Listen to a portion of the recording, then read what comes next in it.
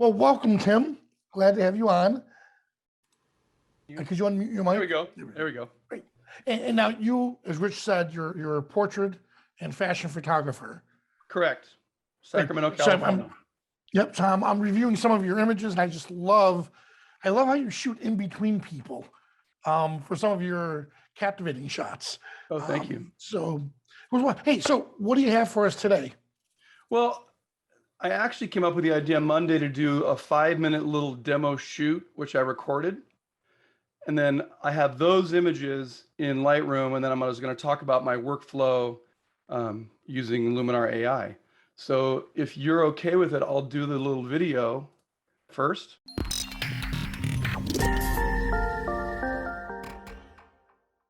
Hey, it's Tim Engle, and we're at my studio today, and I wanted you to come over so we could talk about some of my process for portraits. Now, there's many ways to approach this stuff. You can use strobes, you can use reflectors, which I do. But today, I'm using natural light with an open door. It's hard to replicate natural light like this. And why would I waste it? So what I've done is I've set up a black background, some black sides. I do have a mirror over here that gives me a reflection back and an edge on her cheek. And of course, I have my beautiful Nicole with, how can you go wrong with that? But a lot of times, my portrait sessions, somebody comes in and it's the first time I've met them. And I'm gonna back up a little bit and talk about personal space. We all have a personal space which is about an arm's distance from that person. There's a personal bubble. And when I step back and enter that bubble artificially, sometimes if I'm not in that, it's not as personal a feel of an image.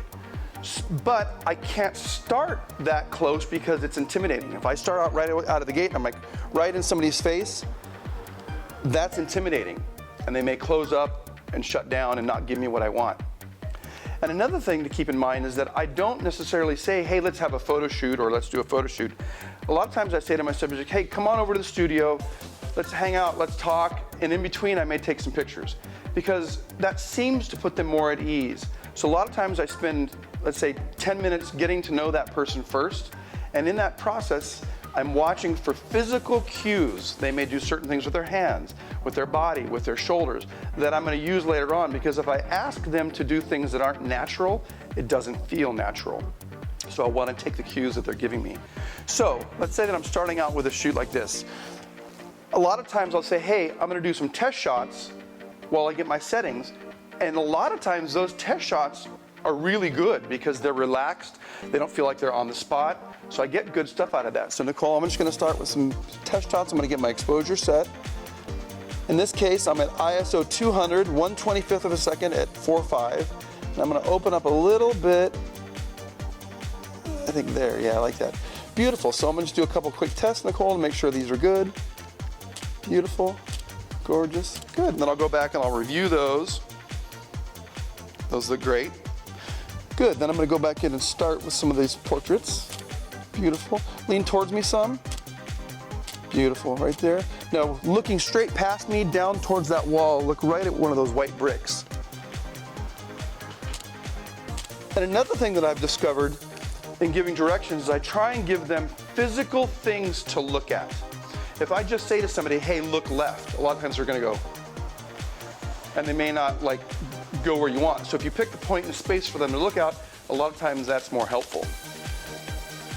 So looking right through me again, good. Square up to me a little more. Beautiful. Good, looking right at me now. Good, little smile, gorgeous. Beautiful. Good right there. Refocus, good. Strong, almost like, kind of like you're glaring at me, like you're angry. Gorgeous, gorgeous. Bring your hands kind of like up to your chest like you're shocked. Good. So I work through a series of images like that, and then a lot of times I'll switch lenses. So now I'm gonna go from an 85 to a 35. I'm using a Sigma today, and I do love my Sigma glass.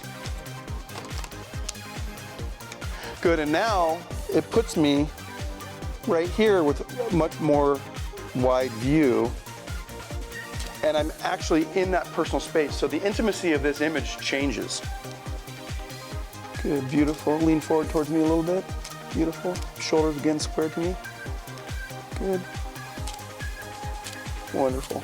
And the nice thing about using a setup like this with natural light is if I just rotate a little bit, the shadow fall, rotate a little more this way, it's quite dramatic and instantaneous, so I'm seeing it. Good. That's basically kind of a quick portrait session in a nutshell. Obviously, I have a phenomenal subject to work with. With Luminar and what it does with the eyes, for her, it's going to be quite dramatic. And with amazing skin like this, the skin work that Luminar does is going to be a very nice gradient. So now we're going to talk about the process, how I use Luminar in my workflow, and the results that I get from that. So here we go.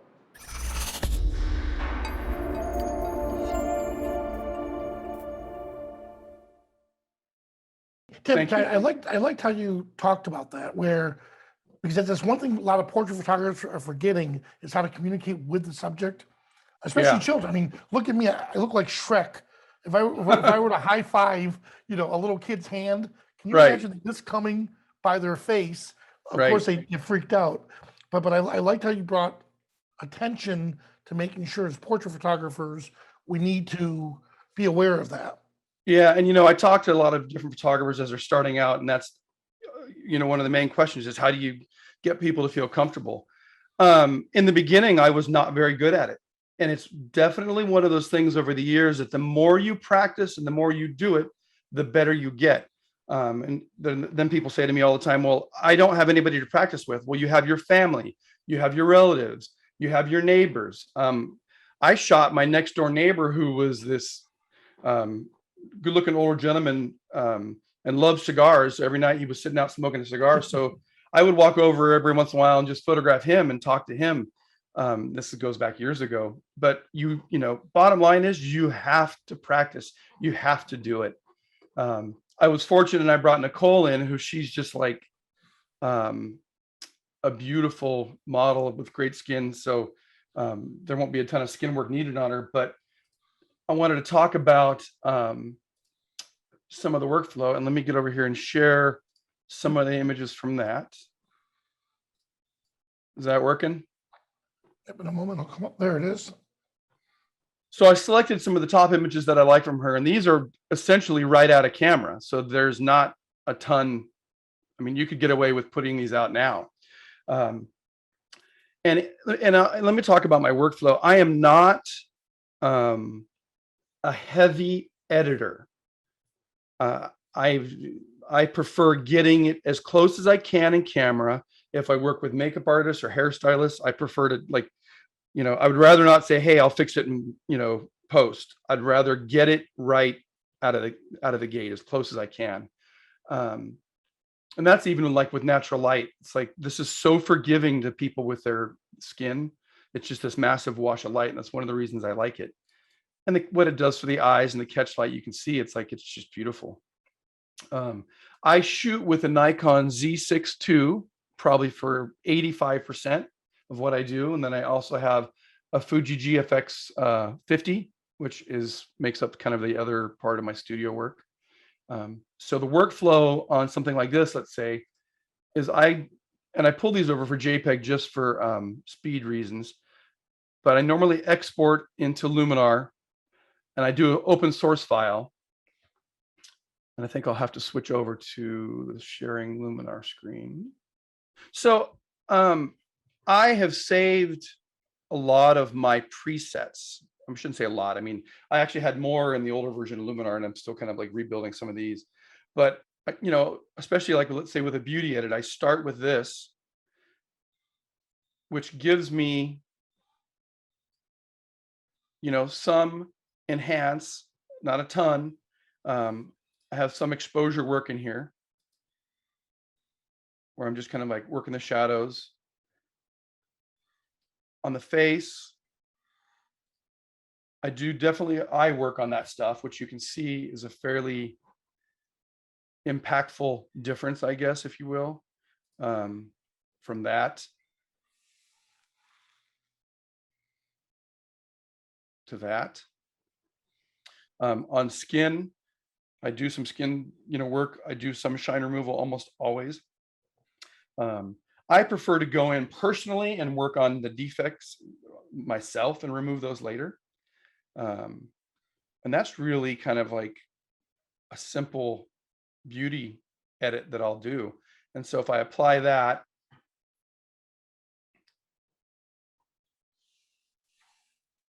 it kicks it back to Lightroom. Yeah, so yep. you're using a template as a starting point. So Yeah, and your I'll typical tools you'd use. yeah, and I'll fine tune within that. So if we look at the before and after, I mean, there's the before, there's the after, and there's still areas that I want to work on. So I don't like, I'm so much faster than pushing this over to Photoshop. To get some of the other pieces that I want done. And like I say, I'm not a big editor, but there's like areas like in here with the with this stuff, and I could use some. I do some of the work in Luminar, but things like this, I just am much more proficient in graphics these. program. Yeah, and I'm not like, I don't have all these toolkits and all these things, and I'm also terrible that I rarely do another layer. I like commit to what I'm doing, and then I leave it at that. You know, so I'll do some of that work in there. And I don't like to necessarily alter what doesn't naturally exist. Like this little kind of like wart right here, that's something that she has normally, so I'm going to leave it. But I'll look for skin tone variations. I'll look for, you know, eyebrow stuff. There's, you know, stray hairs in here. Now it's interesting because you use natural light. Look how constricted the pupil is. Yeah. It's beautiful. You know, whereas if it were studio lighting, unless you have a very powerful modeling lamp, the Right. pupil is usually larger, Right. dilated. So this is a good, you know, kind of an example of some of the skin work that I'll do. You know, even in the under the eyes. And I'm not, like I say, I'm not Mr. Photoshop or Mr. Editor guy. And in a lot of cases, Luminar gets me 90% of where I want to go. And I, you know, like I could technically be okay with that.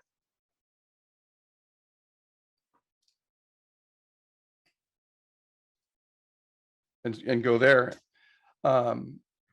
And then the last process I do in Lightroom, which is typically working on any color tone, because I don't like committing to a color tone until I've worked through a majority of the project. So let's say I have 10 images. I don't want to like commit on the first one where I can't change the color tone later. So a lot of times I'll just do it in here, and I have some of these that I've added for kind of like the LUTs. Let's say that's my final, and then you know, then I can copy and paste all those over to, on the rest of them. So let's see. And then all of my black and white conversion though is done with Luminar. So let's export back over there. Now, what did you start out with originally when you first started photographing? You went the traditional Photoshop Lightroom, or did you start? Yeah, I mean, well, if you go way back, it was Aperture for Apple. Yeah. You know, and then Photoshop, and I was a very slow transition over to Lightroom. And of course, now everybody's telling me that I should use other applications, but it's like I'm so set in my workflow that I don't necessarily have the time to stop and redo it.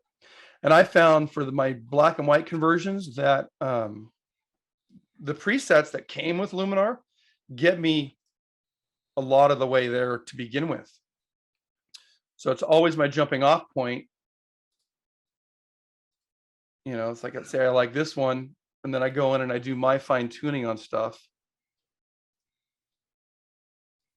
And what's cool about that is, so you're using a template that was created by, you know, Skylum, of course, and other professional photographers. But at any point, since you make these changes, you could always go down and save it as your own template. And that's what I do on a project. So I should show another one that was exactly that, and I'll tell you about it. So I did a local business, which didn't require a ton of skin work. It was showing kind of like office spaces in their work areas. And So I by the went way- and started with a template. What's that? No, keep going. I'm sorry. Yeah, so I started with a template, and then I adjusted, and then I saved that template so that all 20 images that I had could be exactly the same. Gotcha. Now, could you tell people why, and this is so cool, you're in the black and white tool, but Yep. yet you're changing color? Yeah. So depending on the person's features, let's say blue eyes or, red lips or whatever, the different sliders are going to bring some of those things out. So you can see when I do the red with the skin that it kind of brings more, I guess gradient or, enhances her makeup on that stuff. The blue a lot of times will affect some of the white tones. And Tim, Yeah. since you wanted to lean into that with the red lips, I want to show you something cool here. Scroll down to the portrait tools for a moment and go to the face AI tool, because sometimes it's going to seem strange to add color, Right. but open up face AI and open up the mouth there, and you Yep. can move the lip redness and lip saturation and darkness. Even though you don't actually want to bring it out, you can make your Right. lips redder so Yep. that the lips would be more contrast there on the black and white. So sometimes we fake the colors underneath the black and white effect to get more oomph to them when we make the black and white. Right. Right. So let's say, and let me go back up and see if I'm happy with where that's at. And I didn't want to push it to a way you didn't want to go. No, I was just gonna no. say, like, because of AI, you didn't have to like brush and paint her lips. It just No, knows it those are her figures it lips. out. Yeah. So let's say that I'm happy with this, and then I would save this adjustment, apply it, and I can go back later on and do the exact same thing to all of the images. So, and people, I constantly get questions online about my editing, and it's like, I just don't have the time or interest to spend hours on the editing. And especially in a lot of the clients, it's going to be a small image on their website or their social media. If it's going to be printed, I treat it a little differently. I give it a little different effort. But 90% of the time, that's all they're going to see. Like that's, something small. Well, yeah, because you're doing a lot of that in camera with your Right. lens choice, right? Yep. So you started out with an 85. What did you start with originally? Yeah, I mean, I started out with an 85, and like I say, I that gives me a distance with somebody that allows me to start to feel comfortable with them and them feel comfortable with me. Because, and I love my 35. I think this was shot with the 35. And you'll notice I leave space in the top always, because if I go dead center, there's a slight bit of warp that I could get with that 35. And this also, from an editorial standpoint, editors love, because they love it when I give them top space. I was terrible early on in my shooting career where I would crop in camera how I liked it. And then editors or art directors come back and say, hey, do you have this image with more space? And I'm like, no, sorry. Yeah, shooting a little loose. Yeah. So I've learned over the years that I shoot a little more than I necessarily need, just because it gives me a safer space to work with. And it's interesting you chose a 35, because typically it would be an 85 or a 50, but I Right. do like the 35 because 35 is like the old-fashioned natural, the old film cameras were a 35. Is how Yep. we see the world. Well, and it's like this is, I think this is a 35 in her face. Yep. And there is an intimacy change, like I say, when I'm in their personal space. If I artificially, let's say I go to my 70 to 200 and I step back and I'm outside and I zoom into that personal space, it just feels different. And this isn't something that I read in a book anywhere. This is 100% my personal style. And I did have a 50 for years that I did similar work with, but when the 35 art lens came out from Sigma, is when I really started realizing I like being in that personal bubble. So anyway, so here's a couple of other, these are some of the ones that I've saved. This is one I used for a client, which was very specific for that client, which again started with that stuff. And I just went through and did my adjustments. I did skin work, I did face work. Yeah, I look at it like a doctor who lays out all of their instruments, all their tools ahead of time. Yeah. They're going to use these tools. And a lot of times the templates, you could do that, just a starting point. Hey, I'm going to use, if it's a portrait, the face tool. I'm going to use the iris. I'm going to use skin. And even if you put just a little adjustment, AI does all the work for you on that. Right. And it treats each image differently. Yeah. So there's just literally as fast as I want to be on that one, there's the final. So very good. Well, and hey, then thank you so much. Yeah. And I did say these are all Luminar edits. If you wanted to kind of like see the variety. You go back to that one. That was this one? No, go back a little bit further. The girl with that stripe. Yeah. Oh, that nice. Yeah, and so that went through Luminar. These are all. And this shot right here, oh, I love that shot. See, these are the ones I was talking about. Yeah, I just love how you incorporate the foreground and the background. Yeah. With this. And this is one of the companies that I did a preset for after I worked on it. This was real clouds. This was great because this is the Luminar like made these clouds like just go. Like, if I hadn't had Luminar on this, like the clouds would not have been as impactful.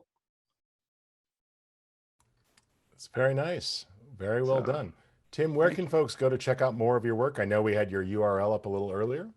Yeah, so englephoto.com is my URL, and then Englephoto Inc. is Instagram.